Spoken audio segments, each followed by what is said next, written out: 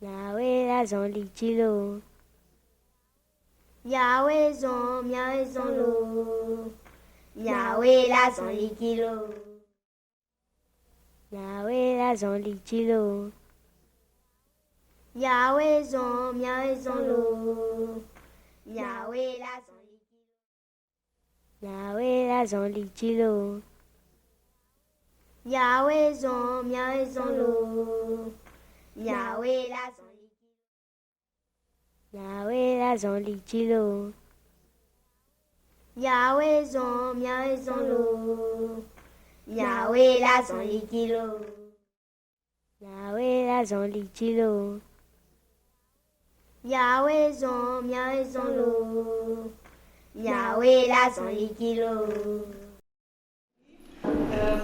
Estamos muy felices que hoy está con nosotros el gran escritor haitiano francés Louis-Philippe d'Alembert. Bienvenido aquí en Berlín, bienvenido en nuestro instituto. Creo que todavía no has llegado aquí en este instituto, porque él conoce bien la Freie Universität, porque en el semestre de 2018-19 fue profesor Samuel Fischer, en la cátedra Samuel Fischer, profesor de literatura en el Instituto Petersondi de literatura comparada, ¿no? Ahí nos conocimos y ya hace algunos años hicimos un evento juntos, pero no tuvo lugar aquí en nuestro instituto. Entonces, bienvenido en el Instituto de Estudios Latinoamericanos. Siempre cuando encuentro amigas de Haití, tengo que decir que infelizmente Haití no es suficientemente representado en nuestro instituto. Eso tiene que ver que la lengua de Haití es el francés y el criol, y normalmente las personas aquí hablan el español, el portugués, algunos aprenden las lenguas indígenas, el guaraní, el náhuatl y maya, pero no tenemos personas, o muy pocas personas aquí hablan francés. Entonces, infelizmente, así hablamos demasiado poco de Haití. Yo confieso que eso me duele mucho, porque yo creo que Haití es una parte no solamente del Caribe, sino pertenece a lo que nosotros consideramos América Latina, y debería de estar mucho más presente, sobre todo porque ustedes saben, es un país que necesita atención y la solidaridad del mundo, ¿no? Y de los intelectuales, pero siempre hay el riesgo de que se habla demasiado poco de Haití. Quería decir eso porque me alegra realmente mucho tenerte aquí entre nosotros, Louis-Philippe, porque es la primera revolución en la independencia haitiana, es muy importante. La segunda revolución de independencia en las Américas fue en Haití. Ustedes saben que fue un impacto muy grande en la historia mundial. En breve se podría hablar muchísimo sobre la importancia también simbólica de lo que es Haití en la historia latinoamericana. Pero yo creo que después tengamos la ocasión de hablar de eso también. Hoy me gustaría entonces presentarles al escritor Louis-Philippe d'Alembert, que ahora va a dar una ponencia dentro de nuestro programa de las Border Temporalities. Y él nació en Puerto Príncipe, en Haití, y él es uno de los autores contemporáneos más destacados del Caribe y de la lengua francesa.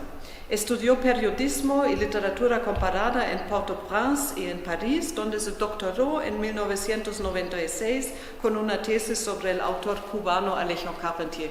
Entonces él es un latinoamericanista, un hispanista también, ¿no? Hizo su trabajo académico sobre Alejo Carpentier.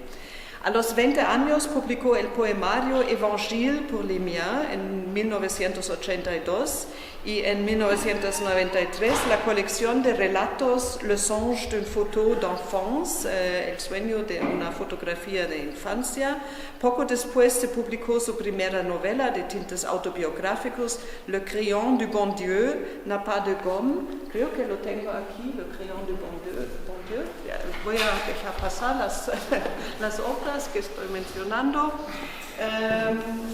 En la que aborda temas como la despedida, el exilio y el retorno, temas a los cuales Louis-Philippe siempre recurre en sus obras posteriores. Él se autodefine, eso lo he escuchado en algunas de las emisiones que escuché en la red, se autodefine como vagabundo, una persona que está andando por el mundo con mucha experiencia de lo que se llama la migración. Louis-Philippe d'Alembert ha sido galardonado con numerosos premios, entre ellos el Prix RFO du Livre en 1999 por su novela L'autre face de la mer, también lo tengo aquí, ya, podemos pasar los dos.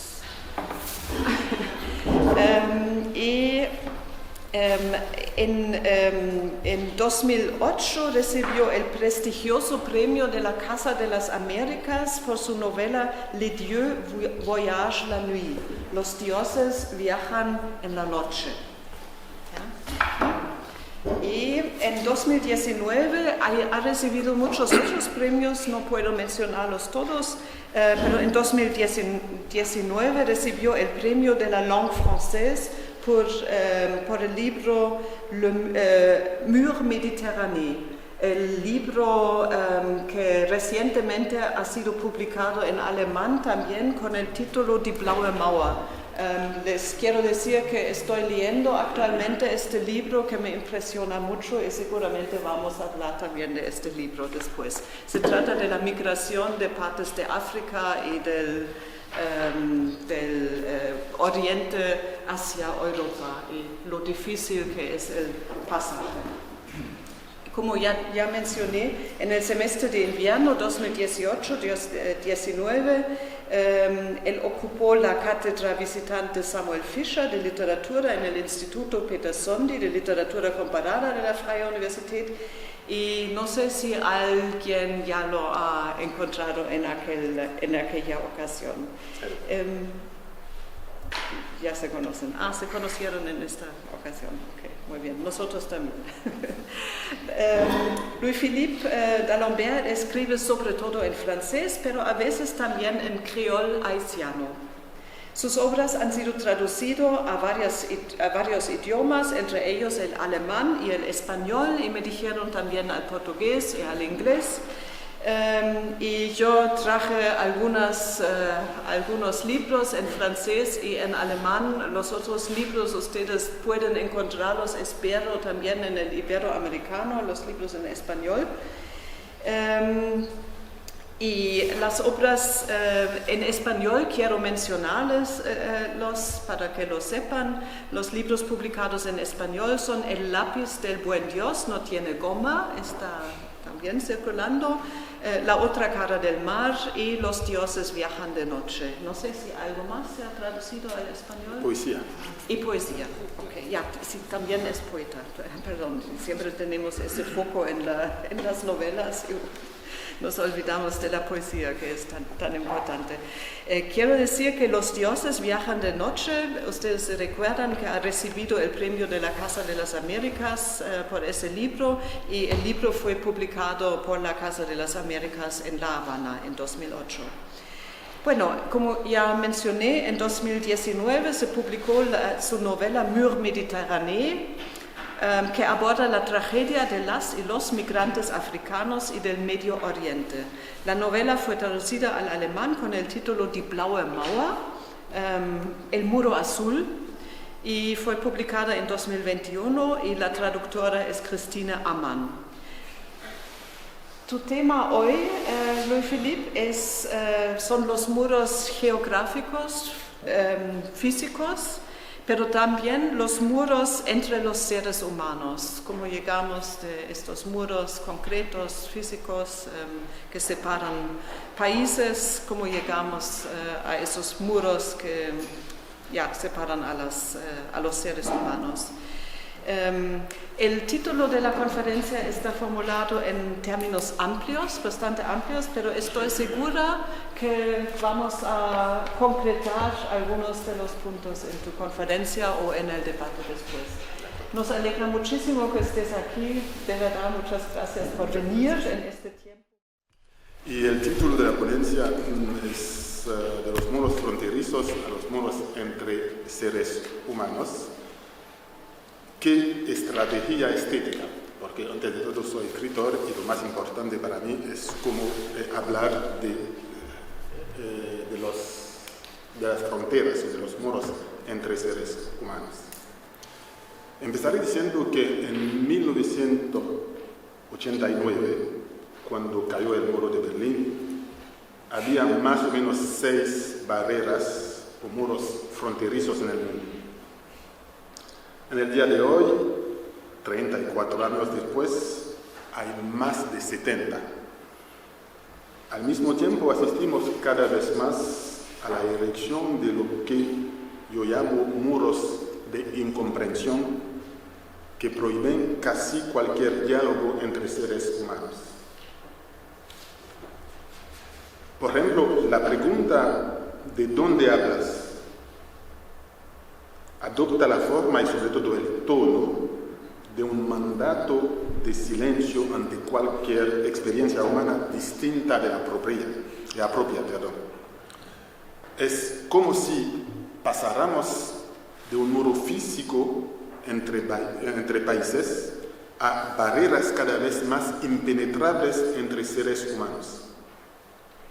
De estados-naciones que se replieguen sobre sí mismos a una multiplicidad de seres, de humanidades, más allá incluso de todo lo que ya separaba las identidades. Si bien es cierto que debemos comprender estos fenómenos y cuestionar sus orígenes, nuestro papel como escritores y escritoras es plantearnos cómo responder a ellos desde un punto de vista que sea, si no político en el sentido más amplio del término, al menos estético. Porque de eso se trata, por lo que a nosotros respecta, digamos. Ante estas numerosas prohibiciones, debemos preguntarnos qué estrategia estética y humana adoptar. Cómo seguir expresando al mundo y la humanidad con total libertad. Cómo hacer que nuestra propia sensibilidad resuene con la de los demás para expresar nuestra humanidad común. De lo contrario, el arte y la literatura carecerían, en mi opinión, de sentido. Intentaré encontrar algunas respuestas a estas preguntas en mi propio trabajo como escritor. Pero permítanme comenzar mencionando algunos de los muros que han sido noticia en los últimos años e incluso meses. La bahía de Ceuta, por ejemplo, con 10 kilómetros de longitud y 8 metros de altura, esa barrera situada en la zona geográfica africana, fue construida por España como puesto fronterizo con Marruecos. La barrera israelí de Cisjordania comenzó a construir en junio de 2002 y su longitud prevista es más o menos de 700 kilómetros. El muro fronterizo Estados Unidos-México, iniciado en 2006 durante el segundo mandato de George W. Bush, tiene más de 1.300 kilómetros de longitud y las obras han sido continuadas por sucesivos gobiernos, tanto demócratas como republicanos. El muro de Calais, en Francia. Calais es una ciudad portuaria del norte de Francia, es el principal punto de paso de transbordadores entre Francia y Gran Bretaña. El muro mide 1 kilómetro de largo y 4 metros de alto. sin contar la cincuentena de kilómetros de alambre de espino desplegados alrededor del puerto y del túnel bajo el Canal de la Mancha. Y el más reciente, sin duda, es el muro entre la República Dominicana y Haití.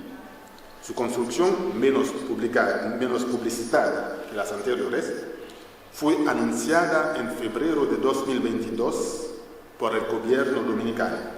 Se espera que tenga 164 kilómetros de longitud a lo largo de los 380 kilómetros de frontera terrestre entre ambos países. ¿Qué podemos aprender de la construcción de estos muros?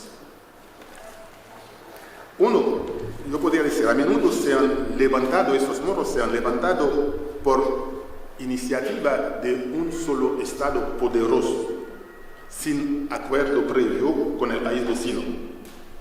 Ocurre a veces que un gobierno quiera hacer pagar a otro la construcción de un muro que éste no decidió, como en el caso de los Estados Unidos con México, cuando Donald Trump declaró que México tenía que pagar la construcción del muro que México no había decidido hacer. De otra parte, si se examinan más de cerca, pocos de esos muros sirven para delimitar fronteras naturales. Además, aparte del caso concreto de Palestina e Israel, los recientes acontecimientos nos lo recuerdan. En general, las fronteras, digamos, son poco contestadas. En su mayor parte, estas murallas, digamos, tienen otra función. A diferencia, por ejemplo, de las ciudades fortificadas de la Edad Media, cuya construcción tenía por objeto proteger a la población de invasores malintencionados, los muros actuales están destinados en gran medida a impedir el acceso a los territorios a las personas menos favorizadas económicamente, sobre todo si pertenecen a una etnia o religión diferente. El Islam, por ejemplo, en el caso de Europa. El muro de Calais, en Francia, está claramente etiquetado, cito, muro de protección antimigrantes, fin de la cita, en la parte británica. Por migrantes se entiende refugiados no europeos, procedentes del sur del mundo, de países económicamente más pobres o en guerra. Paradójicamente, la economía nunca ha estado tan globalizada y la balanza comercial se inclina claramente a favor de los países que quieren protegerse levantando estos muros. Tomemos el caso concreto de Haití y la República Dominicana. Haití es el segundo cliente de la República Dominicana después de Estados Unidos. Recientemente, a raíz de una disputa sobre el uso del agua de un río entre ambos países, el gobierno dominicano decidió unilateralmente cerrar la frontera. Hasta ahora podemos decir que es su derecho, pero al cabo de 3 o 4 días, presionado por los productores dominicanos, ofreció reabrir la frontera solo para dejar pasar las mercancías a Haití. Mientras que es fácil que las mercancías crucen las fronteras, especialmente de los países más ricos a los más pobres, es difícil para un ciudadano del sur obtener un visado para entrar legalmente en uno de los países que han levantado estos muros. Tomemos de nuevo el caso de Haití.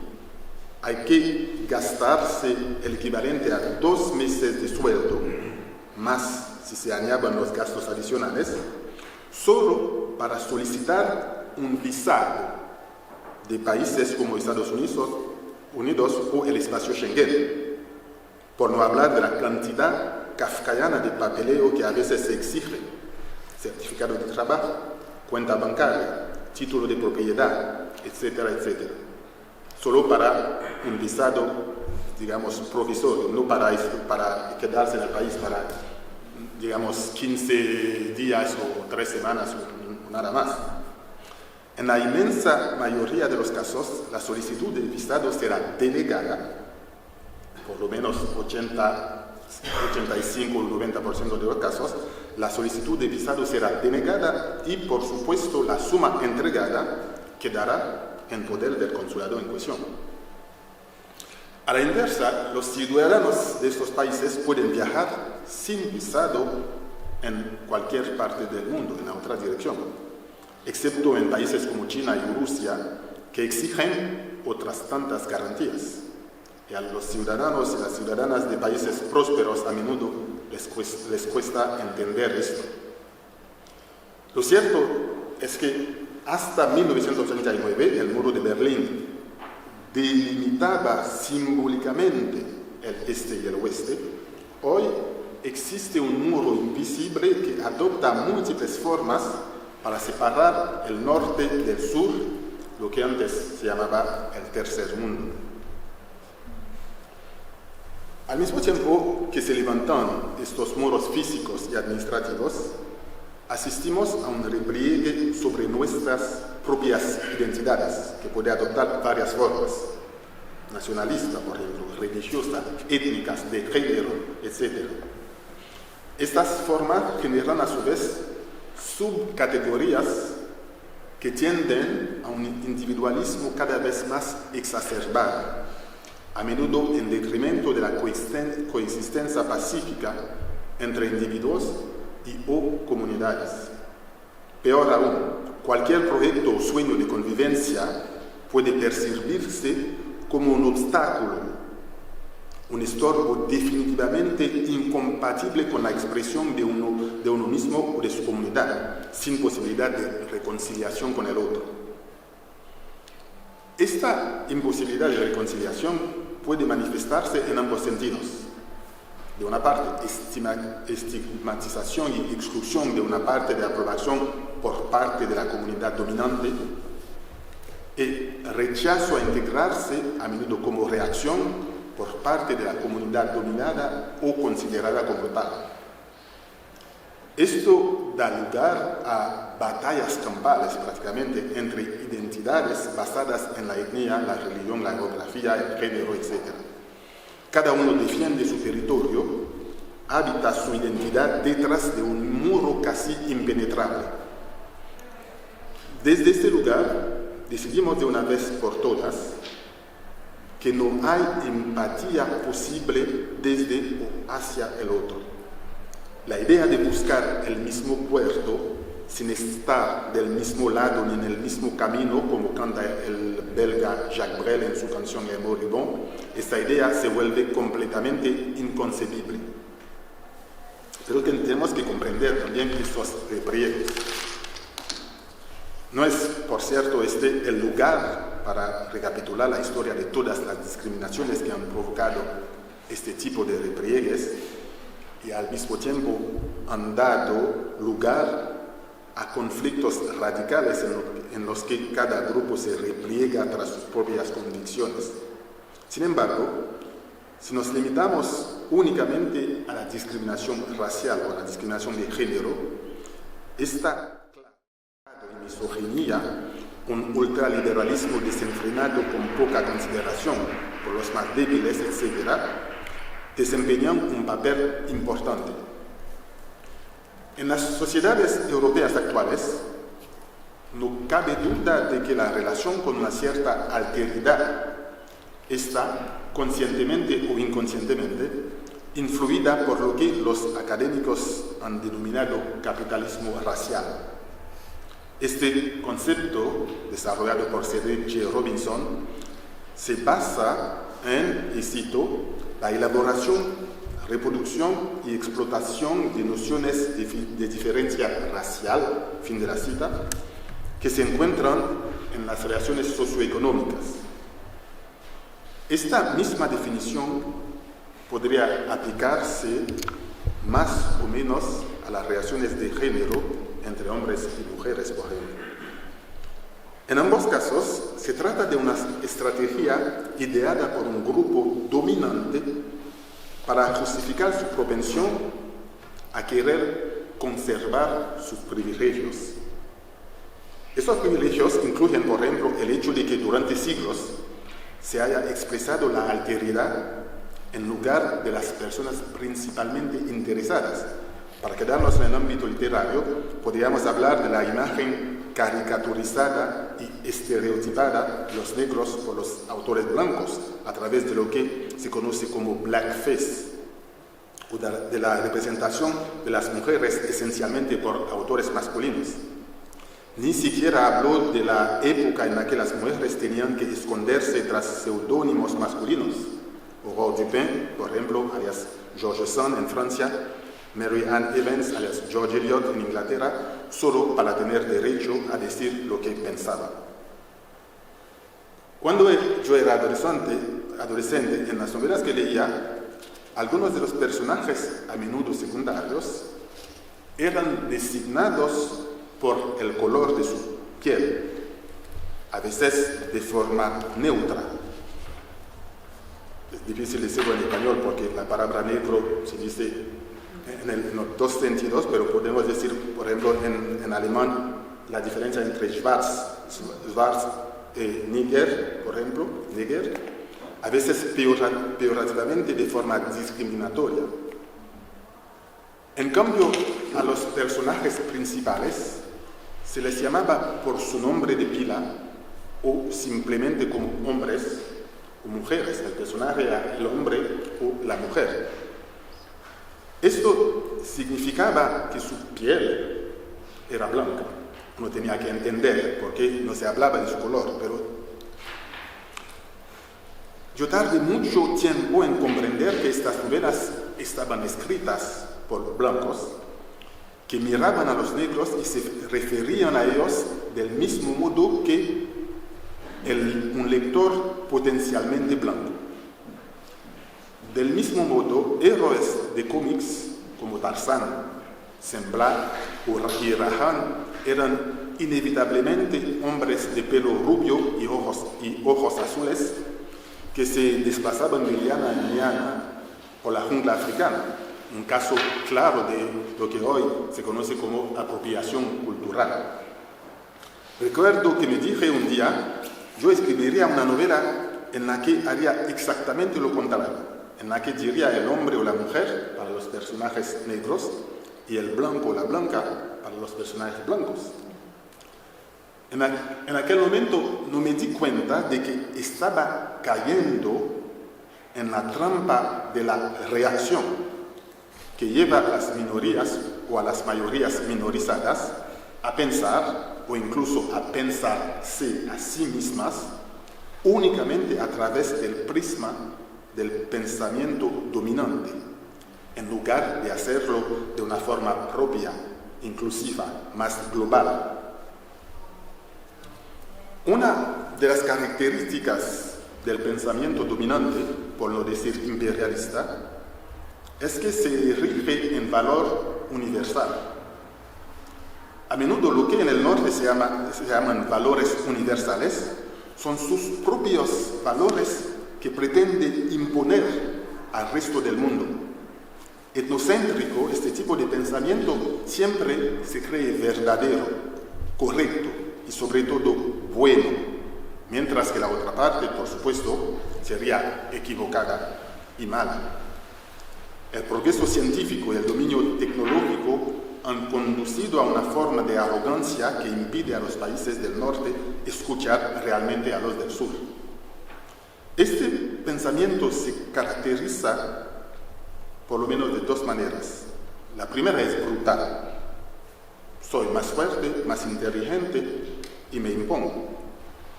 Durante mucho tiempo el sistema colonial permitió imponer esto a los demás por la fuerza. La segunda es más perniciosa. Actúa en nombre de la verdad, del bien universal, y todo el mundo debería tener derecho a ella. Sus misioneros son los maestros y religiosos de las colonias de ayer, los humanitarios de hoy. A veces la mayoría de estas personas no son conscientes de que están al servicio de un pensamiento dominante, incluso imperialista. Hoy en día, este pensamiento no siempre necesita utilizar la fuerza militar o las restricciones económicas para imponerse, aunque no dude en recurrir a ellas cuando sea necesario.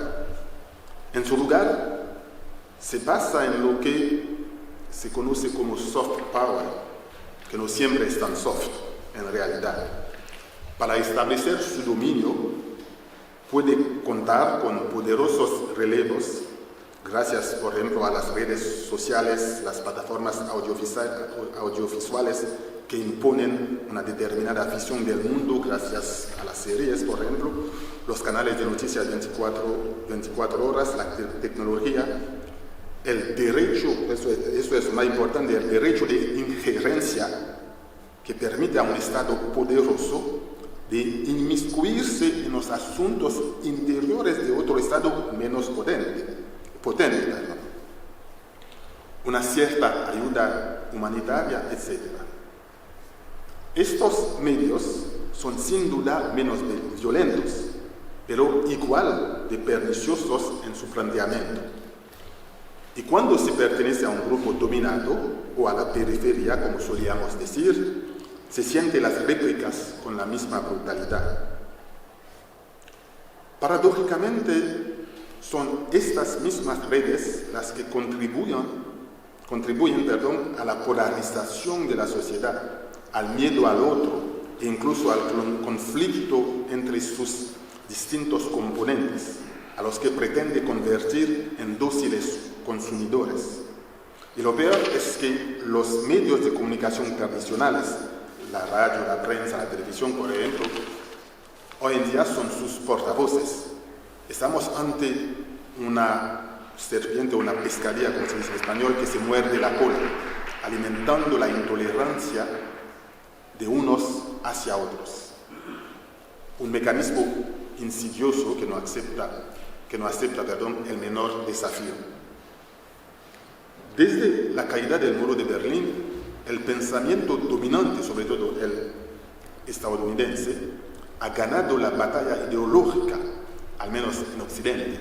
Y cuando hablo de batalla económica, por lo menos en español, se dice estadounidense, pero hoy en día en casi todos los países que no son americanos, la gente llama a los Estados Unidos América, cuando América es un continente, no es un país. Cuando hablo con una persona que me dice, yo he sido en América, yo dice, ¿dónde? ¿En Brasil? ¿En Canadá? ¿En Uruguay? ¿En Haití? No en los Estados Unidos. Es decir, que hay algo que, una visión, una forma de poder que los Estados Unidos ahora han obligado prácticamente a todo el mundo a decir América, para decir Estados Unidos, que es algo que la gente a veces no entiende cuando uno no es americano como nosotros. Es decir, que cuando es como, no sé, la Francia dice que hoy Europa soy yo, entonces Alemania ¿qué es? Es algo que, digamos como se dice en italiano, piano piano, la gente acepta. Y entonces, a través de Internet, las series de televisión y los canales de noticias, que pueden verse donde quiera que haya electricidad en el mundo, dictan los conceptos sobre los que el resto del mundo está o se siente obligado a debatir y decidir. Pero estos conceptos se inscriben en gran medida en un contexto social e histórico propio, como el lugar de las minorías étnicas en los Estados Unidos, el culto al individuo, etc. Evidentemente los datos no son los mismos en el resto del mundo. Sea como fuere, más allá de las teorías conspirativas, esto genera las reacciones a las que asistimos hoy, que muchos consideran extremistas o radicales. Ciertos pueblos o culturas dominados reaccionan a su vez blandiendo un discurso igual habitualmente excluyente, dominador y brutal. Es el caso del fanatismo religioso, por ejemplo, o de las minorías que, por su parte, cuestionan la legitimidad de cualquier discurso que no proceda de sus grupos, debilitados desde hace demasiado tiempo.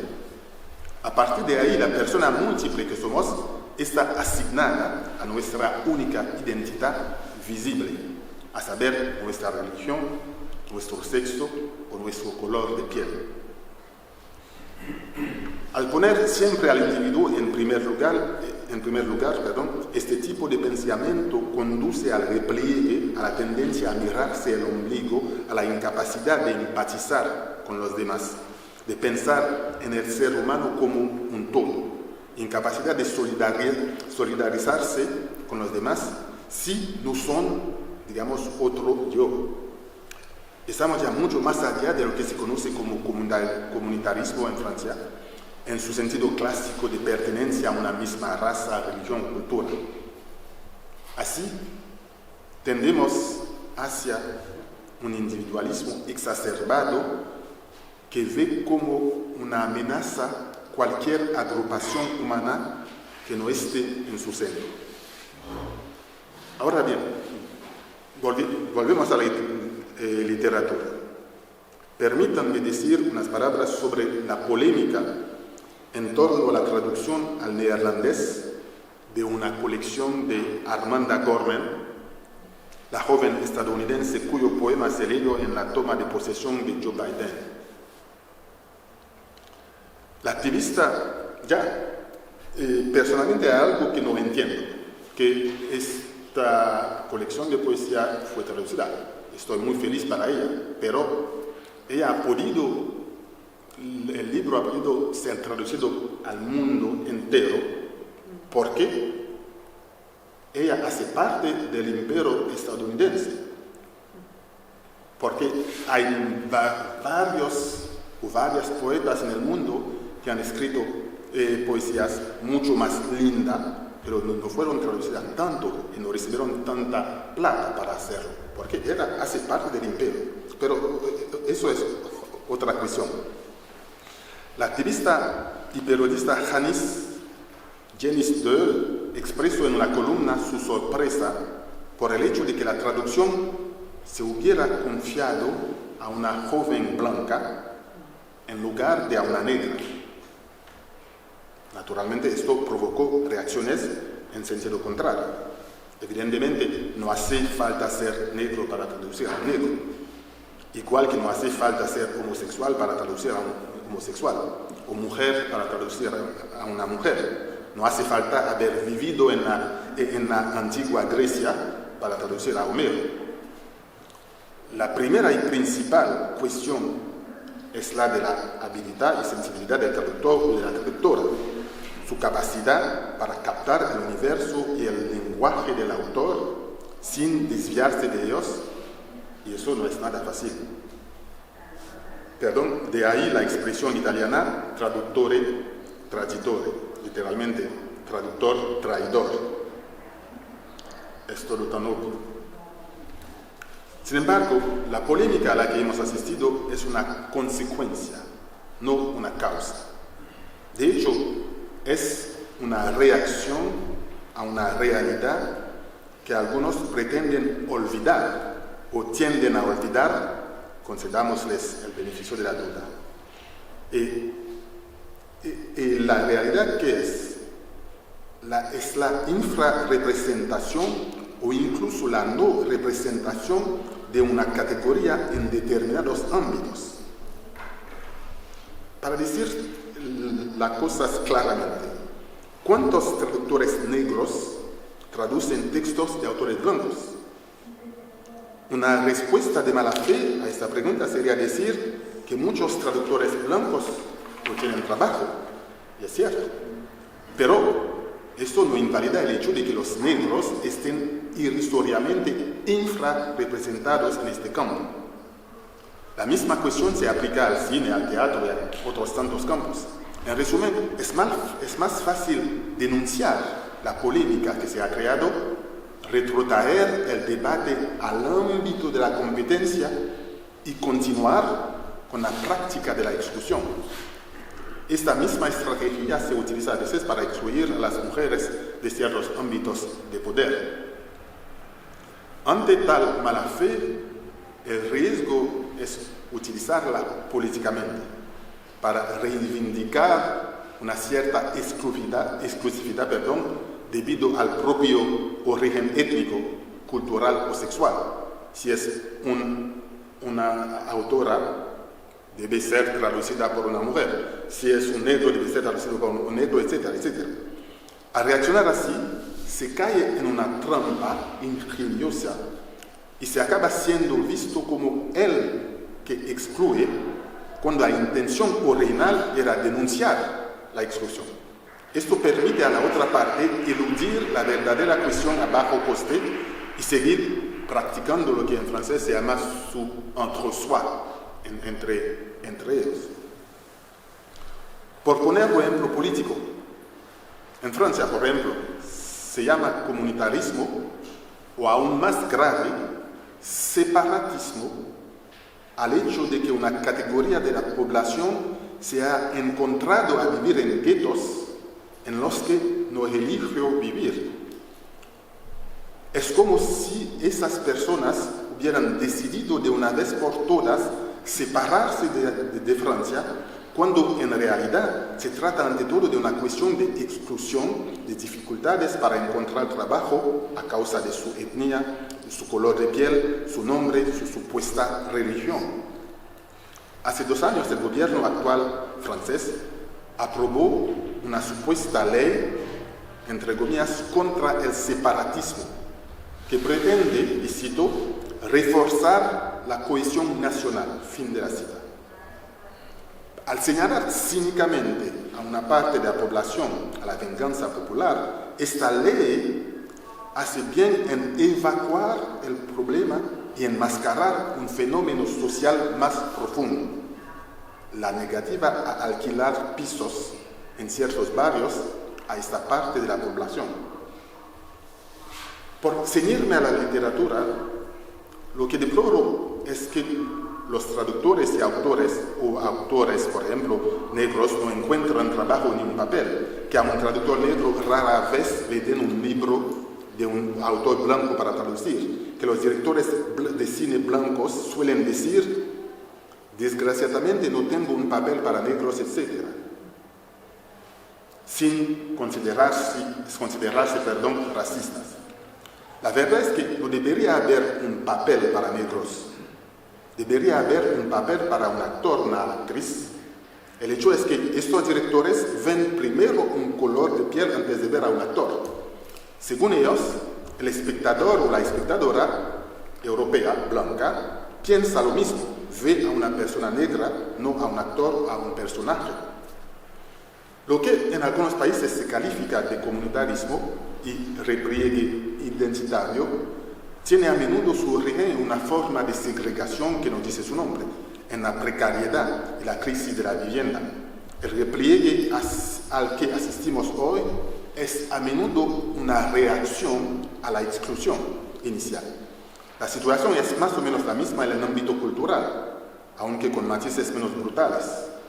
Así, a una traductora negra que no tiene trabajo le parece injusto que justo cuando tiene una oportunidad se le escapa de las manos, como en el caso de Amanda Gorman.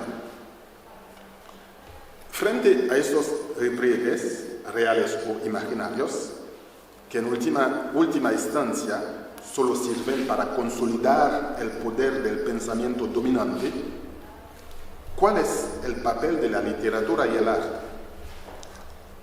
Ahí donde las ciencias sociales y las humanidades necesitan a veces distancia en el tiempo, la literatura me parece mejor situada para romper los muros formados por el pensamiento fijo o único.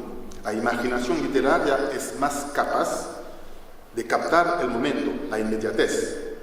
Es la única herramienta que tenemos para entender el mundo y reinventarlo en toda su complejidad, rechazando cualquier visión binaria de las cosas. hace más de 30 años, sin preocuparme por lo que yo llamo el arresto domiciliario identitario. En aquella época, es cierto, aparte de en Estados Unidos, la legitimidad de la palabra del escritor, su autenticidad, no se cuestionaba tanto en el resto del mundo. Internet estaba en pañales y las redes sociales no existían. Desde el principio, mi trabajo se construyó en torno a dos temas que me enfrentaban a este dictado. De hecho, se trata de una doble alteridad: el desplazamiento, la obsesión por el otro lugar, por un lado, y la fascinación por las figuras femeninas, por otro. En el primer caso, el vaivén entre la patria y el otro lugar está presente desde el principio en mi poemario Le Soleil se souvient, publicado en París en 1989.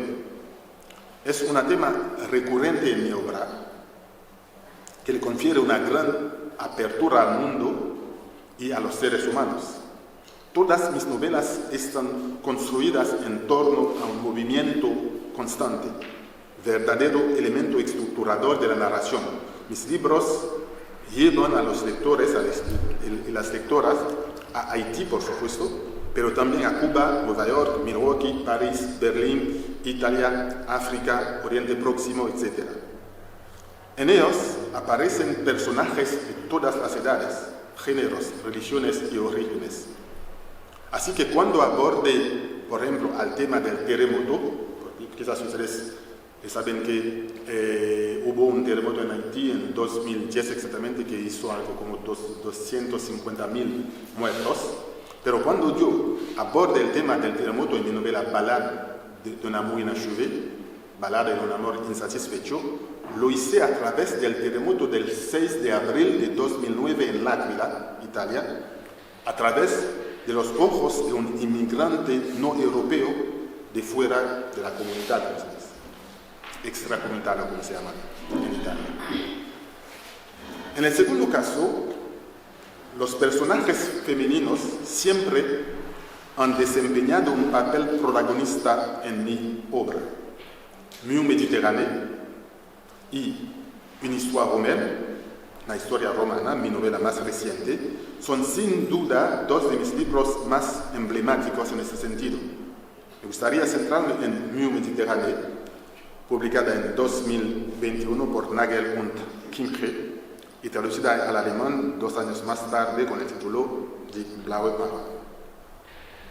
La novela está dedicada a la canciller Angela Merkel, lo que hizo reír a mis amigos, porque nunca voté a la derecha en mi vida.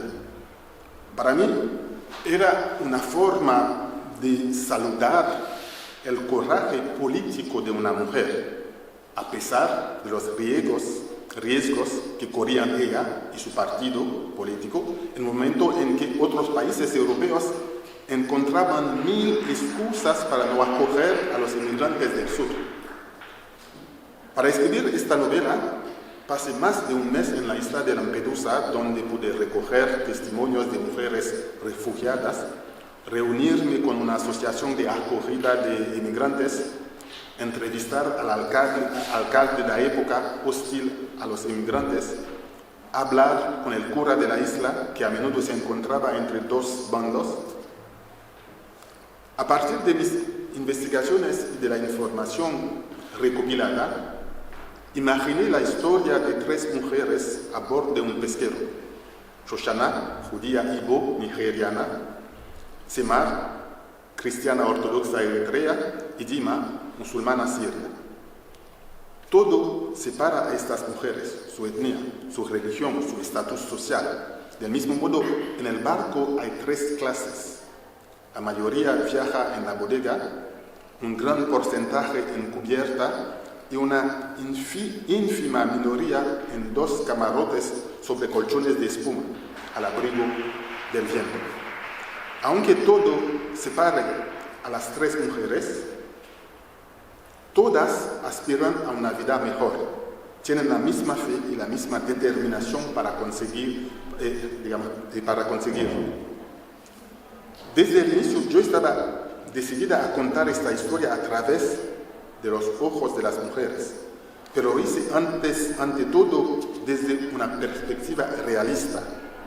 La mitad de los que llamamos migrantes son, de hecho, mujeres migrantes. Las mujeres constituyen una proporción cada vez mayor de estos pasajeros de la desgracia, de la experiencia y de la esperanza, obligados a abandonar sus países a causa de la guerra, el cambio climático o la dictadura. En la prensa se habla muy poco de ellas. Sin embargo, Dios sabe que los hay y cuánto se abusa de ellas en todos los sentidos de la palabra. Al abordar este tema como novelista, he querido recordar el papel esencial que desempeñan las mujeres en esos países y en el mundo. Como haitiano, yo sé un par de cosas al respecto. En Haití, las mujeres son la piedra angular del tejido de la sociedad, su poste medio, por utilizar una metáfora vudú. Y, sin embargo, siguen sufriendo violencia de todo tipo, a menudo impunemente. Cuando las mujeres empiezan a marcharse en masa, es señal de que la sociedad en la que viven se está desmoronando. Por último, he querido que el barco en el que atravesamos el Mediterráneo sea un barco mundo, una alegoría de nuestro planeta con sus tensiones religiosas, sociales, étnicas. Y si el barco se hunde, todos perecen. El valor y la determinación que demuestran estos tres personajes es una forma, a través de ellos, de rendir homenaje a las mujeres y en particular a quienes me educaron en una filosofía de tolerancia basada en la igualdad entre los sexos y entre los pueblos. Al meterme en la piel de estos personajes femeninos, no me pregunte si, como hombre, negro y heterosexual, yo tenía la legitimidad para hacerlo o no. Algunas personas lo hicieron por mí. Por ejemplo, en su prefacio a la edición estadounidense del libro, el novelista Madison Smart Bell subrayó lo difícil que habría sido para un escritor estadounidense abordar este tema en el contexto específico de su país, si no le afectaba directamente. Al no ser ni inmigrante ni mujer, admitió claramente que no se lo habría podido permitir. Hacerlo, escribió, sería una clara violación de la regla fuertemente restrictiva #OnVoices. No se sentía legitimado para hacerlo, o peor aún, le estaba prohibido hacerlo. Recuerdo un encuentro en una universidad de la Ivy League en el este de los Estados Unidos. Estábamos discutiendo una novela de un escritor senegalés, parte de cuya historia transcurre en Argentina. En un momento dado, me llamó la atención la determinación de un estudiante de encontrar esta parte de la novela más floja. Era su opinión y su derecho como lector, por supuesto. Pero a medida que avanzaba la discusión, me di cuenta de que él mismo era de origen argentino. Al profundizar en nuestra conversación, él acabó preguntándome si no me importaría de que un escritor estadounidense blanco escribiría sobre Haití. Le dije que no solo no tendría ningún problema, sino que ya se había hecho y que me encantaba. Le conté que el escritor cubano Alejo Carpentier lo había hecho, al igual que los estadounidenses Russell Banks y Madison Smart Bell, la francesa Dominique Bonnat, el francés Laurent Godet y tantos otros. Desde su punto de vista, estos escritores blancos estaban ocupando el lugar de un joven escritor negro haitiano. Al final concluía yo diciendo que no funcionaba así y que en este campo había sitio para todos. También recuerdo una polémica sobre la traducción al alemán de mi novela Les dieux voyagent la nuit, dit Goethe, Reisen y Bernard. La traductora se había tomado la molestia de preguntarme cómo traducir la palabra nègre, que aparece constantemente en la novela. Le dije que se la quedará, porque en el contexto lingüístico haitiano, en criollo haitiano, en el que la utilizaba, la palabra negro, néger, significa hombre, ser humano. Eso no impidió que una joven alemana, mestiza, llamara a la editorial para provocar un escándalo. Y la cosa no quedó ahí. Un día, mientras presentaba el libro en Berlín, una joven del público hizo la misma pregunta y me di cuenta de que era la misma persona. Al final de la presentación, la vi venir hacia mí. Por mucho que intenté explicarle el contexto, no pude convencerla. En cambio, me dijo que ella llevaba una semana en Haití y que no había oído la palabra en el contexto en cuestión. Lo más cómico es que ella no hablaba ni francés ni criollo. Eso da una idea de la tarea que espera el escritor, que tiene que escuchar a los demás, por supuesto, y al mundo. Tal vez sea este uno de los principales obstáculos a los que se enfrenta. Es a partir de esta escucha que podrán revelar y dar voz a las diferentes fracturas del mundo, entre norte y sur, mayoría dominante y minoría dominante, entre hombres y mujeres, etc. Y contribuir así a restablecer el diálogo entre estas fracciones con vistas a desarrollar objetivos comunes, una humanidad común. Como lo dice la escritora haitiano-estadounidense Roxane Gay a propósito de las luchas feministas actuales, ella es una activista muy activa, se puede decir, no se trata solo de feminismo, se trata de humanidad y empatía. En lo que a mí respecta como escritor y ser humano, se trata de sensibilidad personal, pero también de expresar la complejidad del mundo. Por otra parte, expresar esta complejidad no significa abstenerse de utilizar tal o cual palabra, diluyendo la realidad. No significa producir literatura de color de rosa como si la misoginia o el racismo, por ejemplo, no existieran.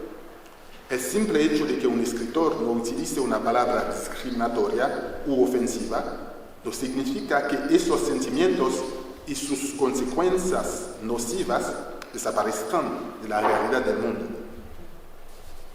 Para concluir, yo diría que vivimos en un periodo de sobrecarga de información.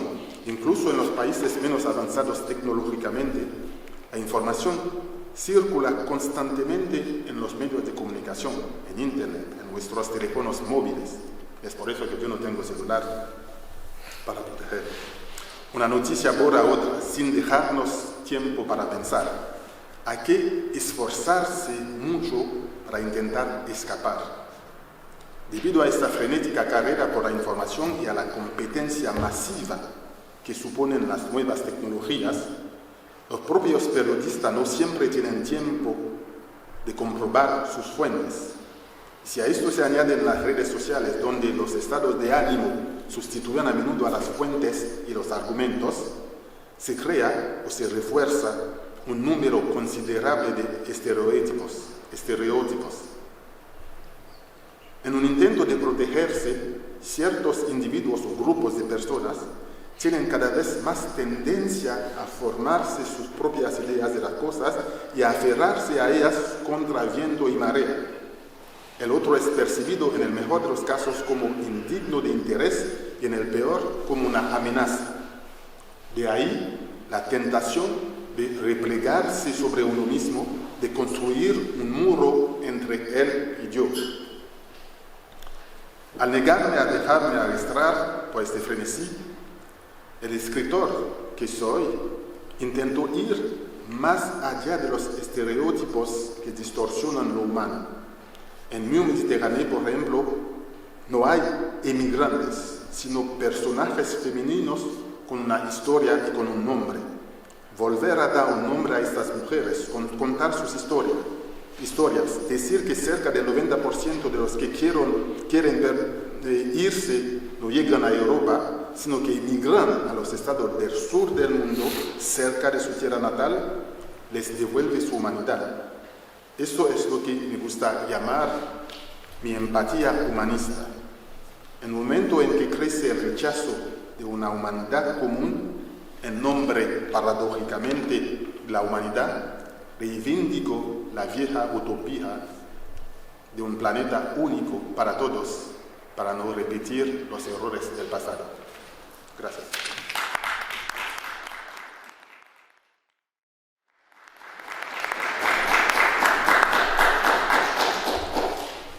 Muchísimas gracias por la lindísima ponencia, conferencia que nos da mucho que pensar, creo.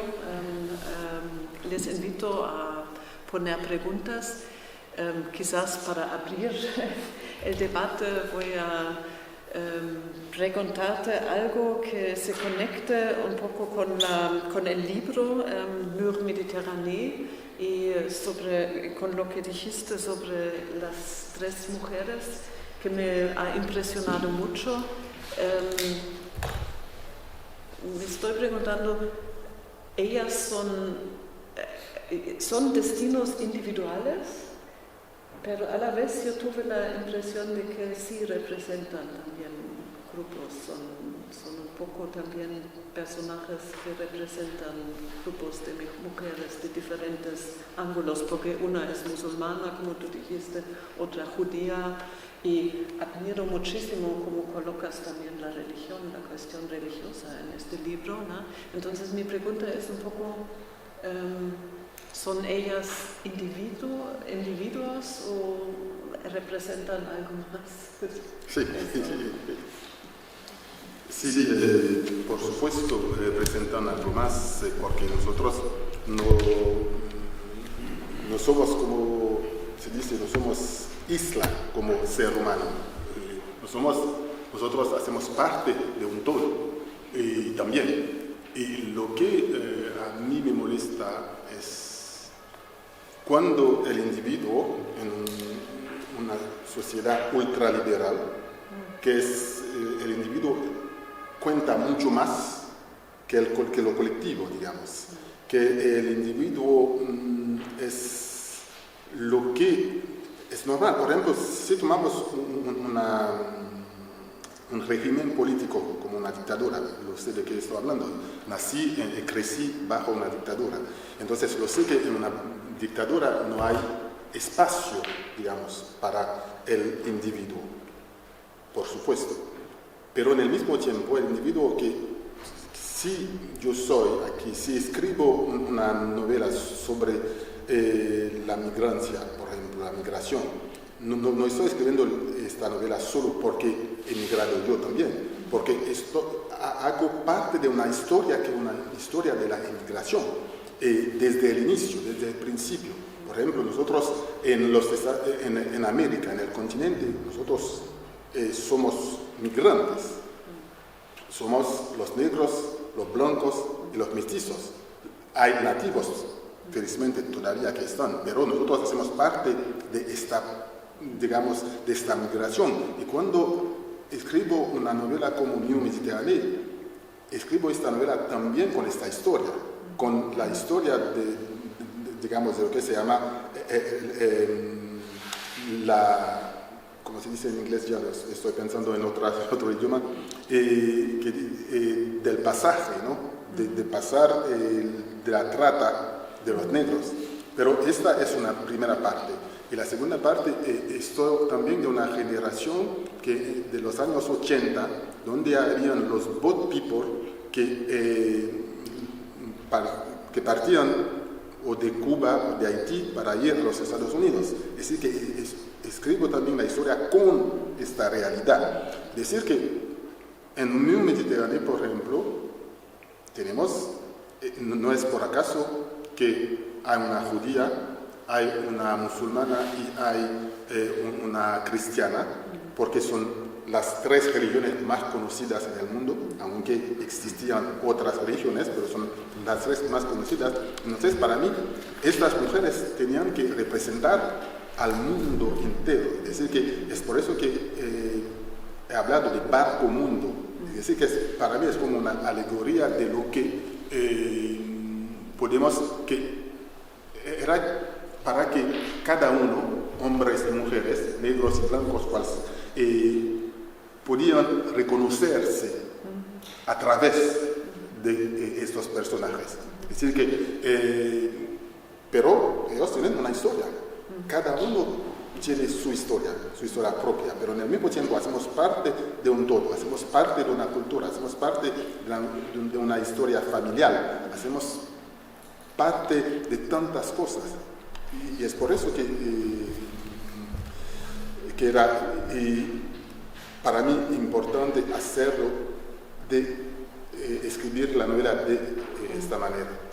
No, yo quiero destacar que me impresiona mucho cómo uno se puede identificar con el espacio a un grupo, y creo que se comprende muy bien que estás hablando de un barco en realidad, ¿no? En el caso concreto, pero también en el sentido alegórico.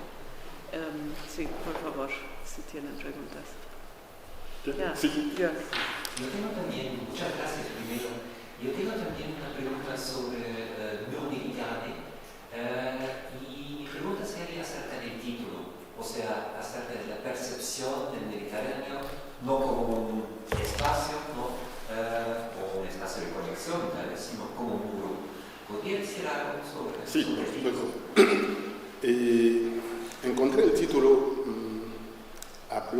escribiendo una novela que fue publicada en 2017 en Francia, que se intitula Avant que les ombres s'effacent, que era la historia muy poco conocida de los judíos que Haití acogió durante la Segunda Guerra Mundial. Y trabajando sobre esta novela, y trabajando sobre el pasaje del personaje en Francia, y encontré algo que muy poca gente conocía, que era lo que se llama el Südwall, que era una serie de fortificaciones que los nazistas querían hacer en el sur de Europa, porque ya pensaban que los aliados habrían venido desde África del Norte. Y la idea del Südwall para mí era como bloquear a la gente que tenía que venir. Y el Mediterráneo como mar hoy en día es como un muro. Y porque, aparte que hay de veras barcos de guerra europeos que están en el Mediterráneo para bloquear a estos barcos, pero es una especie, digamos, de muro natural. Porque la gente viene en barcos pequeños, peligrosos. La mayoría de ellos no saben nadar. Y la idea para mí, decir muro mediterráneo, es como un muro que para impedir a la gente de venir, pero que es un muro natural. Y además han agregado a los barcos de guerra de Europa para impedir todo. Y entonces el título para mí era eso. Digamos, el muro natural que representa el mar y también los barcos de guerra que Europa ha puesto en el Mediterráneo. Bueno, hay más preguntas. Sí, uno podría decir que de hecho la precariedad de las embarcaciones hace que efectivamente sea un muro. Sí, también. Eso es. Saben que no tienen, que digamos, Sí. algo así como que el Mediterráneo se ocupa de que no llegue. No lleguen. No sé si recuerda la foto esa de Bansky, Sí. que es el mapa de la bandera de la Unión Europea, pero son gente ahogada en el Mediterráneo. Sí.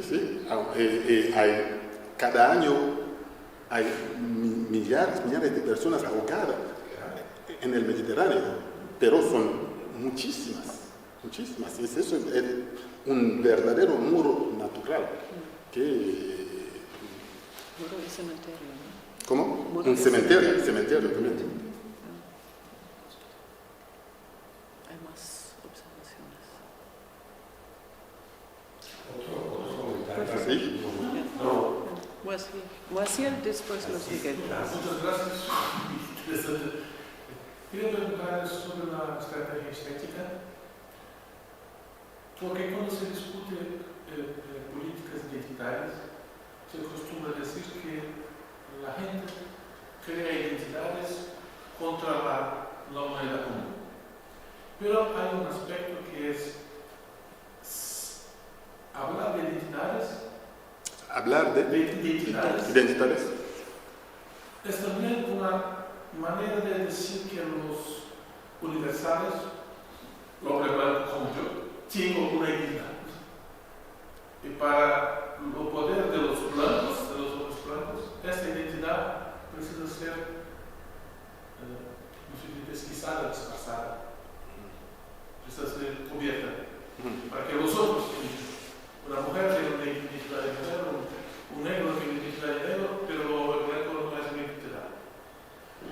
Entonces pregunto sobre su estrategia estética, si los personajes blancos, los hombres sobre todo, tienen una identidad muy particular para quitarlos de esta situación universal. Sí. Hace un par de años publiqué una novela que se llama Milwaukee Blues. Milwaukee Blues basada sobre las violencias policíacas de los policíacos blancos y también a veces, lo que la gente no sabe, policíacos negros también, sobre los negros en los Estados Unidos. Y la novela empieza, uno sabe que el personaje principal ya ha muerto, entonces se sabe. Entonces, que todas las personas que conocieron a esta persona, a este personaje, van uno después del otro a hablar de él. Hablar de él y decir que su madre, porque era negro, su madre, sus amigos de infancia, pero su maestra, que era blanca, que él fue a la universidad porque era un buen jugador de fútbol americano, tuvo una beca, pero no logró volver un profesional, digamos. Su novia blanca también, incluso el policíaco blanco, quien mató a yo hice hablar al policíaco blanco a la primera persona, no a la tercera persona, a la primera persona, y de la situación. Hablando de este tío, también habla de sí mismo, digamos, clase media baja, que tuvo que trabajar, que volver policíaco para poder sobrevivir, que además, como el policíaco quien mató a George Floyd, que tenía una mujer asiática. Y este policíaco también tenía una mujer asiática. Y entonces, lo que intentaba decir, una vez más, la metáfora del barco. Es decir, que nosotros todos estamos en el mismo barco.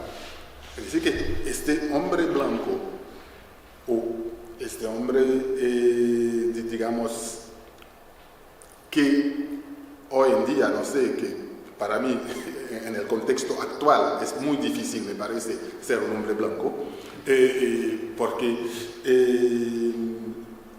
tiene que contar con las mujeres, tiene que contar con los negros, contar con los asiáticos, contar con todo el mundo, es muy difícil. Y mi tarea en cuanto escritor es a un determinado momento decir esta realidad, es decir, esta realidad múltiple, esta realidad compleja, que no es una realidad donde todo sería blanco o todo negro. La realidad es mucho más compleja la realidad. A veces, usted que es brasileño y yo que soy caribeño, sabemos muy bien que tenemos una historia que a pesar del color de la piel, es una historia mestiza.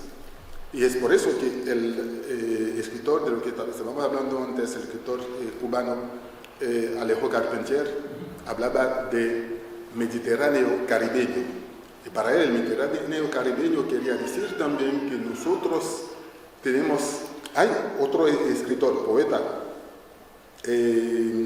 cubano,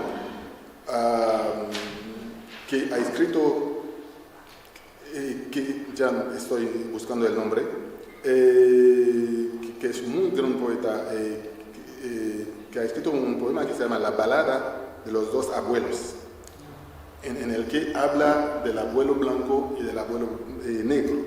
Y dice, nosotros venimos desde muy lejos, negro, blanco, todo mezclado. Es decir que lo que estoy intentando decir, en una época como la época actual, en donde las luchas parecen mucho más extremistas, duras, radicales.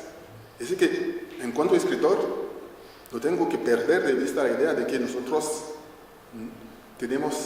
no tenemos otra posibilidad que vivir juntos en esta tierra. Y también hablando de Alejo Carpentier, él ha escrito una novela muy linda, publicada en 1949, que se llama El reino de este mundo. Y acabando con la novela, estaba hablando del personaje Tinoel. Es decir, qué tarea que tenemos en cuanto seres humanos en esta tierra. Es decir, qué tarea, qué tierra tenemos que dejar a los demás, a los que verán después de nosotros. Pero sí, ahora es un contexto muy duro, es un contexto en el cual el mundo está cambiando. Yo empecé hace 30 años a escribir con una máquina mecánica,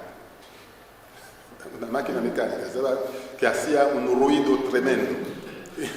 Pero en 30 años hay un cambio extraordinario. Y uno no se da cuenta porque, digamos, hablando de una vida humana que más o menos vivimos 75, 80 años, más o menos, 30 años es mucho.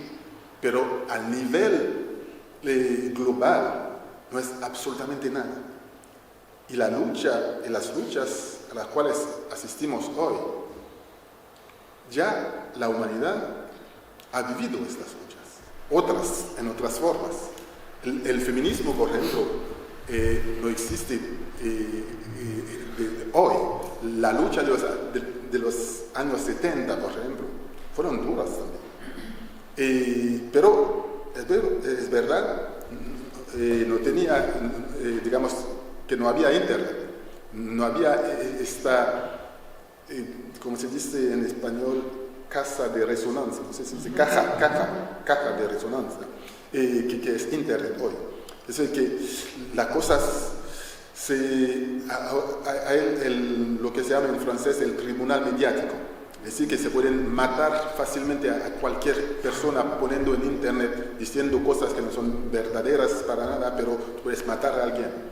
Y que lo que era imposible hace 30 y 40 años.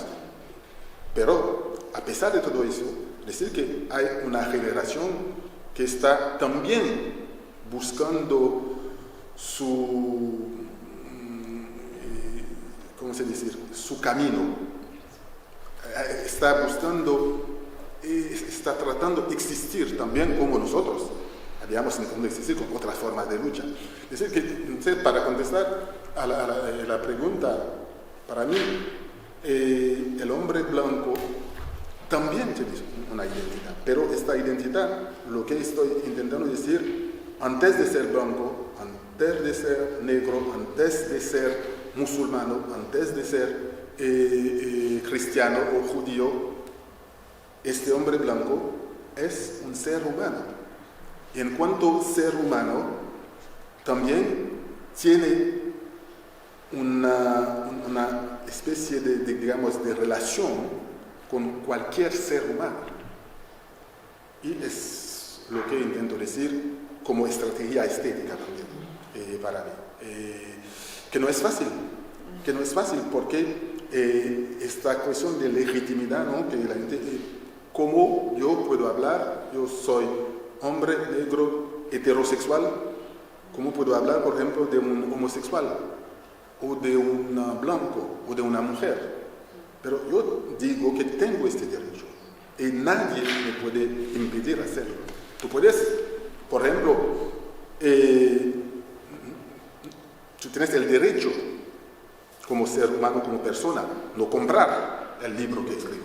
Tú puedes comprar también el libro y decir que no te gusta. Es tu derecho también.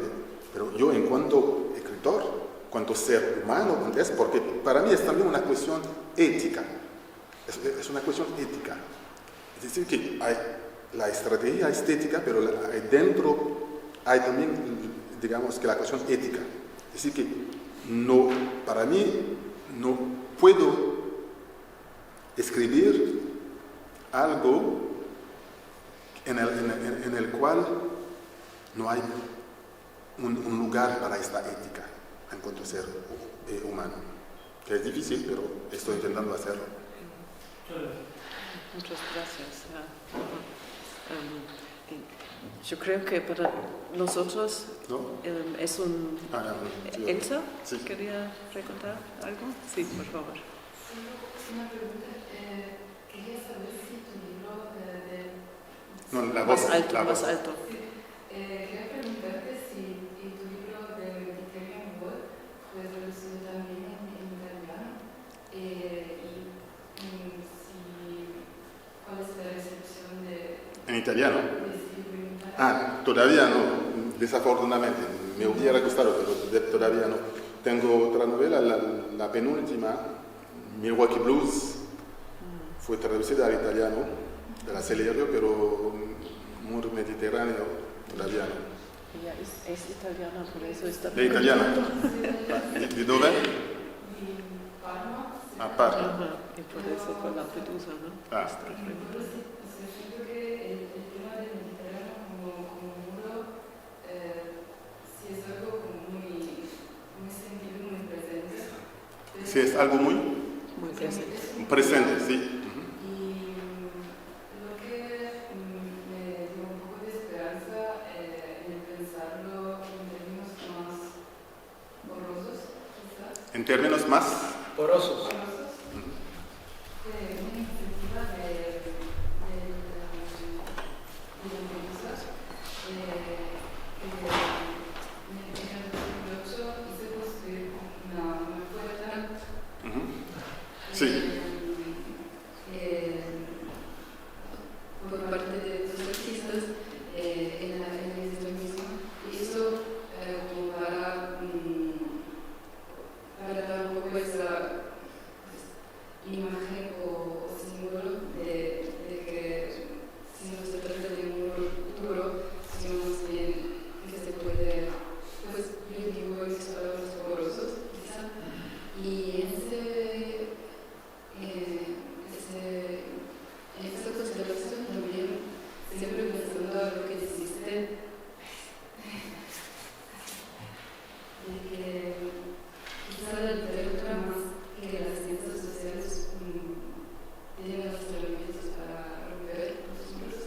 Ana Merini, que es una poeta italiana bastante conocida, por este evento decidió de escribir una poesía y la leyó públicamente. Y sí, trazó una reflexión, pero sí, tenía esa curiosidad de saber si este libro estaba traducido. Pero no entendí. Yo tenía curiosidad de saber si había sido traducido. Sí, fue traducido, sí.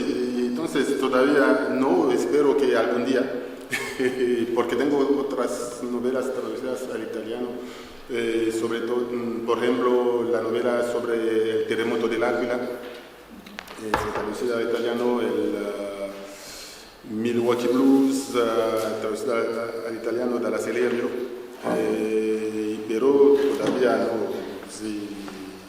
no sé por qué, a veces es muy complicado las cosas editoriales, no sabe, pero espero. Yo creo que Luis Miguel tenía Uy, una Luis segunda pregunta. Otro comentario más que una pregunta que me parece efectivamente que esta idea de bajar a las personas es una estrategia sumamente importante, porque quizás no se ha reflexionado suficiente, así, no sé, que el muro es un abstractor, el muro es algo que hace abstracto, ¿sí? El problema, por más lo concreta desde el punto de vista material, pero desde el punto de vista efectivo, en realidad está despersonalizando todo. Sí.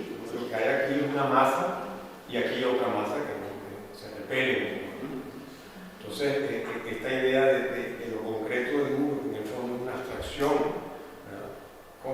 contraponerse a eso, poniendo nombres, personas, historias personales particulares, parece como una estrategia bastante interesante para encontrar los poros de esos muros, porque efectivamente es la individualidad que se ve, el verdadero drama, ¿no? Sí. Y los muros existen, de todos modos existen porque los muros físicos, quiero decir, existen porque nosotros ya tenemos miedo al otro.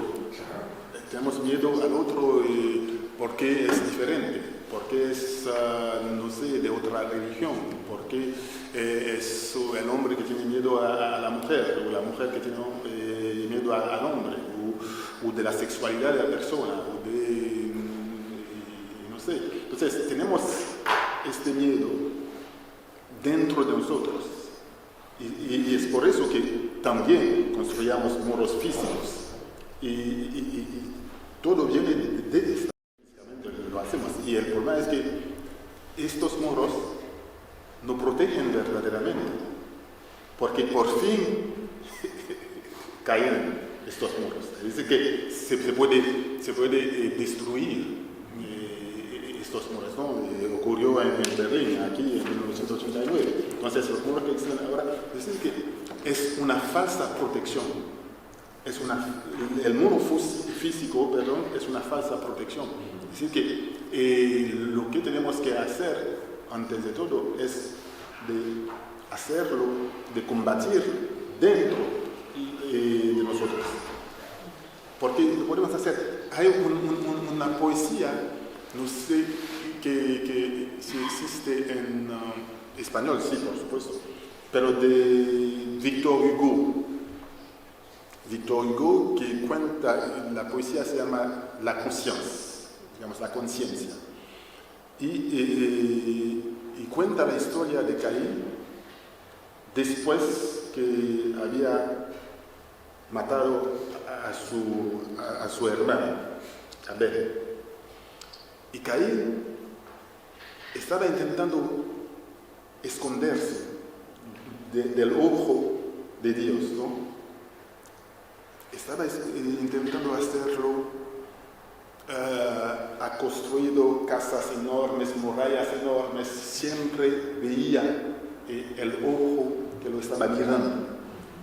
Y por fin dijo a sus servidores: ustedes tienen que construir una tumba y pónenme dentro de esta tumba.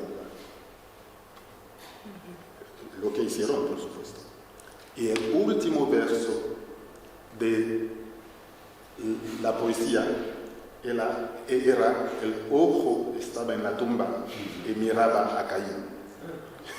Estaba siempre. Es decir, que la cosa está dentro de nosotros. Y es lo que tenemos que combatir verdaderamente. No construir muros que dentro de 10, 15, 20, 30 o 60 años desaparecerán. Tengo más una pregunta, Jorge. Bueno, muchas gracias por su conferencia, estuvo muy interesante. Tengo dos preguntas que están muy relacionadas. Usted habló mucho de norte y sur global para sentar como un concepto entre diferentes países. Primero con el ejemplo del escritor senegalés que hablaba de Argentina y cómo se hablaba de Haití, por ejemplo, desde Estados Unidos o de Francia. Quería preguntarle, a través de sus estrategias estéticas, cómo ocurre cuando esa relación es más cercana y hay más tensión. ¿Cómo es hablar, por ejemplo, desde Haití hacia República Dominicana o de Dominicana a Haití? Por un lado. Y por otro lado, también lo mencionó rápidamente respecto a la migración haitiana hacia el sur, no hacia el norte global. Y quería que nos comentara un poco eso, teniendo en cuenta esta idea del barco mundo y etcétera. No solo el barco mundo donde están todas las clases sociales representadas, sino de pronto un barco mundo donde todos van en la bodega, todos van en la parte de abajo. Eso me llamó mucho la atención y quería que nos comentara un poco de eso. Sí. La relación entre la República Dominicana y Haití es una relación muy complicada porque somos países vecinos, países que comparten una isla pequeña que es española, ¿no? Y entonces el problema, en mi opinión, y lo digo siempre a los haitianos, el problema antes de todo, es un problema económico. Es la primera parte de la respuesta. No quiere decir que no hay otros problemas. Hablaremos también de eso. El primer elemento es un problema económico. Es decir, que Haití económicamente es mucho más débil respecto a la República Dominicana. Es decir, que hay algo como entre 400 y 500 mil obreros haitianos que trabajan en la República Dominicana.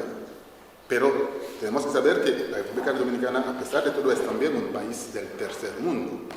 Es decir, que, digamos, en la realidad es también difícil para la República Dominicana acoger a tantos haitianos. Eso es una realidad. Es la realidad que intento decir a veces a los haitianos también.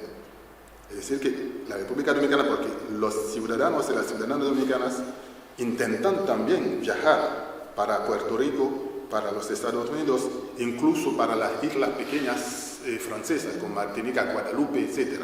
Es decir, que esto es un dato muy concreto que nadie puede negar. Los haitianos y aún más los dominicanos.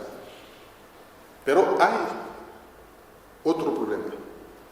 Y el problema es una parte de lo que el colonialismo ha dejado entre Haití y la República Dominicana. Y Haití,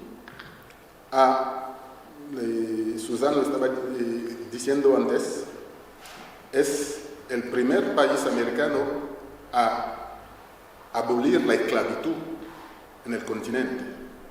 Había un primer país que era los Estados Unidos, que era un país independiente, pero la esclavitud seguía en los Estados Unidos hasta 1865 más o menos, ¿no? Y Haití, para hacer reconocer esta independencia, después de 13 años de lucha muy dura, que volvió independiente y que ayudó también a los países de América del Sur, como Venezuela, Colombia, etc., a hacer su independencia. Eso todo el mundo, digamos, lo sabe. Pero Haití se encontró en un determinado momento solo. Es decir, que sin poder económicamente sobrevivir. Y para eso Haití tuvo que en 1825 reconocer una deuda de independencia a la Francia. Es algo paradójico total. Es decir, que el país que era esclavizado tuvo que pagar el equivalente de 150 millones de franco oro a la Francia para ser reconocido como país independiente. Es un país que había luchado. Es decir, que esta deuda ha bloqueado gran parte del desarrollo económico de Haití. Pero ahora tenemos este país, cuando estoy hablando de lo que el colonialismo ha dejado también entre Haití y la República Dominicana la cuestión del color de la piel, que es algo muy importante. Es decir, que Haití ha sido la colonia más rica de Francia, y a aquella época, para ser la colonia más rica, eso quería decir también, tenía más esclavos. Cuando Haití, alrededor de la Revolución Francesa, 1789, por ejemplo, habían 500.000 esclavos en Haití, 500.000, para 40.000 colonos blancos y 40.000 mestizos. Y la vida de un esclavo que venía de África era de 10 años, más o menos. Es decir, que cuando Haití volvió independiente, en 1804, 80% de la población era negra y la otra 15 más o menos mestizos. La República Dominicana, que económicamente no era tan importante para España, porque España tenía toda América del Sur, que era mucho más fuerte, mucho más importante. Y España también había otra forma de colonización, que era una colonización de población, digamos, que los españoles venían y vivían en la República Dominicana. Es decir, que cuando Haití tenía 85% de negros y 500% de mestizos, la República Dominicana era el inverso completamente. Es decir, que mucho más mestizos y mucho menos negros. Y eso ha dejado también, visto desde Europa, parece ridículo, pero ha dejado también una forma de racismo entre Haití y la República Dominicana. Es decir, que en 1937 exactamente, sobre Trujillo, que era el dictador de la República Dominicana, mataron a 20.000 haitianos. ¿Y cómo pudieron matar a esos haitianos? Aparte que han matado también a algunos dominicanos, porque eran negros. Y hasta ahora, a veces, los haitianos que nacen, o los dominicanos de ascendencia haitiana que nacen en la República Dominicana, son considerados como haitianos porque son negros. Pero hay también este problema de color de piel entre Haití y la República Dominicana, que es algo que nadie puede negar tampoco decir. Y entonces, ¿cómo, en cuanto escritor, yo podría escribir algo hablando de este tema? Yo lo hice más o menos en la novela que se llama La otra cara del mar, que lo hice. También un escritor haitiano que lo hizo antes de mí, que se llama Jacques-Stéphane Alexis, una novela intitulada Compadre General El Sol. Hay otra escritora haitiana que escribe en inglés, que vive en los Estados Unidos, Edwidge Danticat, que ha escrito también sobre este tema. Pero hablando una vez más de este tema, no quiere decir que tengo que olvidar lo que estaba diciendo antes, que la cuestión de la ética para mí. Es por eso que empiezo hablando de la imposibilidad para la República Dominicana, que es un país del tercer mundo, sobrevivir también. La República Dominicana no puede solucionar los problemas económicos de Haití, porque no puede tampoco problemar sus problemas económicos. Y entonces hay una gran parte de la responsabilidad que es de los haitianos, de las élites haitianas, las élites políticas, las élites económicas también tienen su parte de responsabilidad. Y entonces cuando escribo una novela, o una poesía, no tengo que perder esta idea, ¿no? Para mí esta idea tiene que estar muy presente también. Es decir, que la cosa nunca, para mí, nunca es todo blanco o todo negro. Y esta forma de, no sé cómo se dice en español, lo que en francés se dice nuance, se dice sfumatura en italiano. Matices, eso es. Y eso que tenemos que buscar para poder seguir conviviendo juntos, porque eso es lo más importante.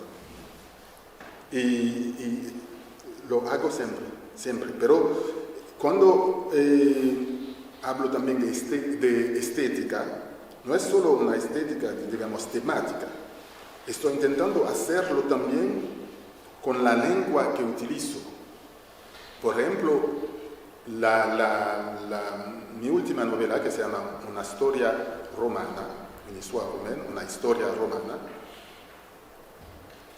en la lengua francesa que utilizo, intento encontrar la música de la lengua italiana que conozco, poniéndola dentro, a pesar digamos, de expresiones o de palabras que pongo dentro de la frase, pero traduciendo antes o después, sin hacer, digamos, referencias en el fin de la novela o no sé qué, pero dentro y buscando esta música, he escrito esta última novela leyendo a alta voz toda la novela para intentar encontrar a un ritmo de la frase que sea lo más próximo posible de la lengua italiana. Y eso para mí es algo que hace parte de lo que yo, digamos, llamo la estética. Eso es. Así es. La última pregunta, qué interesante lo de lo italiano en el francés. Es un desafío tremendo para la traducción. No es mi problema. Por favor, hablemos de la ambigüedad del Mediterráneo como medio y como muro. Te pregunto, por las lenguas puede pasar lo mismo. Las lenguas son medios, la lengua puede ser un muro. Me pregunto sobre la lengua creola. ¿Esta ambigüedad cómo se presenta para ustedes como escritor? La lengua creola como un muro de protección también. Sí, también. Y como medio. Sí. Y sí, la lengua puede ser un muro. Hablando del masacre de los haitianos en República Dominicana en 1937, habían mestizos haitianos también. Habían negros dominicanos. Pero, ¿cómo hicieron para reconocer? Tomando algo que se llama perejil. Y los soldados dominicanos, cuando veían a una persona que vivían más o menos en la zona, una especie de chibolete, y entonces preguntaban a esta persona, ¿qué es eso? Y el haitiano, que tiene una, digamos, una entonación diferente, que no puede pronunciar la J y no puede pronunciar tampoco la R española, decía perejil, en vez de decir perejil. Y entonces sabían que era italiano. Y entonces la lengua también puede ser un muro. La lengua puede ser... pero sabemos también, cuando digo que el Caribe, también en América del Sur, etc., pero el Caribe es una zona mestiza. Alejo Carpentier también hablaba decía que es el lugar del primer encuentro entre tres grandes civilizaciones europeas, indias y africanas, y la lengua criolla también es eso. Es decir, que en la lengua criolla hay un vocabulario viejo francés, español, inglés, lenguas africanas que no conocemos, que nadie conoce en Haití, pero hay palabras de estas lenguas, y si tomamos el vodú, por ejemplo, hay un montón de expresiones de palabras africanas adentro que nadie entiende, pero también eso es.